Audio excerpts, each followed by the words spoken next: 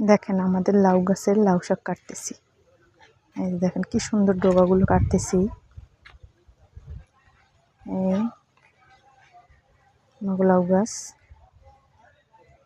এই যে দেখছেন কি সুন্দর করে মাছাইছে হারাবাড়ি। এই যে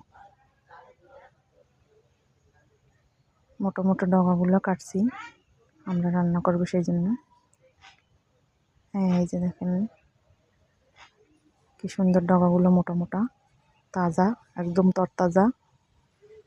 এই যে দেখেন একটা লাউ আছে, আমার গাছে একটা লাউ হয়েছে। লাউটা কিন্তু কচি অনেক সুন্দর আছে। পাতাগুলো, লাউ গাছের পাতাগুলো দেখছেন কত বড় বড়। এই যে